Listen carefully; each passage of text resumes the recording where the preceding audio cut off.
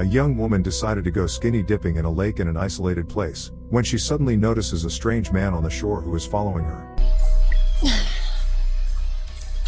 The phone rings. The call goes straight to voicemail asking to leave the message for Amber. A woman's voice tearfully asks her daughter to return home. At the same time, a happy young couple steals a car and gets on the road. The next morning, the girl wakes up in a car in the middle of the forest. She discovers that her boyfriend, Jake, is missing. Amber calms down when she sees him relieve himself not so far away. The phone vibrates. A call from home. The girl decides to ignore it. The boy returns. Amber wonders if they're in Florida yet. Jake says not yet. Besides, he doesn't even know how to get there. The girl opens the glove compartment hoping to find a map, but instead sees a revolver. The boy wants to teach her how to use a gun.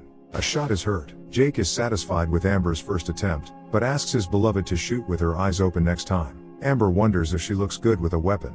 The guy says ironically that he wouldn't mess with her. The girl points a revolver at him. Jake asks her to not joke around like that, but she orders him to get on his knees. The guy smiles nervously but decides to play along. Amber asks him to close his eyes and count to 10. Jake is fine with this role play and begins the countdown. The girl asks him to count slower. He listens. After a few seconds, Jake opens his eyes and sees Amber running away from him. Laughing, a guy runs after his lover. The girl runs to the shore of a small lake. She takes all her clothes off and runs into the water. After swimming for a while, Amber is surprised that Jake still hasn't found her. Instead, she sees a stranger on the shore. He greets her and asks her how she finds the water. Somewhat worried, the girl says that the water is wonderful. The stranger notices that she is nervous and asks the girl if he is scaring her by any chance. She tries to stay calm and says that everything is fine. Amber decides to swim along the shore. The mysterious man slowly walks in her direction. Alarmed, the girl looks around and asks if he is following her by any chance. The man says he's just enjoying the view. Amber tries to ease the tension and jokingly calls him a bad boy. The stranger wonders if it is her car that is parked nearby.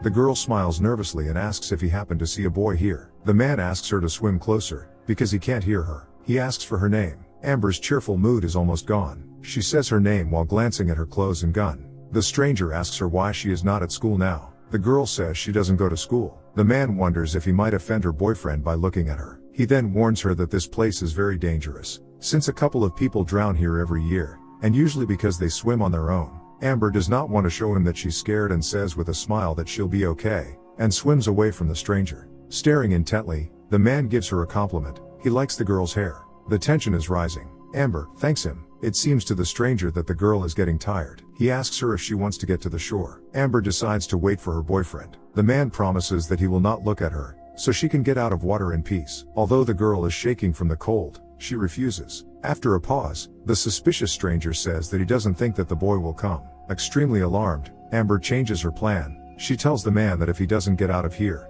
her boyfriend will kick his ass. The indifferent man doubts this and shocks Amber by saying that her boyfriend is already dead. The frightened girl refuses to believe it and loudly calls out to her lover. The cold-blooded stranger suggests her to get out of the water, because no one will hear her for sure. Confused, the girl swims away from the shore. Amber notices that the man is gone. Tired and cold, she decides to get to the shore after all. Trembling, the girl picks up her clothes, but does not find the gun there. Amber quickly gets dressed and leaves the lake. She runs through the forest shouting her boyfriend's name. There is no answer. The girl finds the car, starts it and, with tears in her eyes, drives away at maximum speed. She calls Jake, while, from the back seat, a hand slowly reaches towards Amber's head.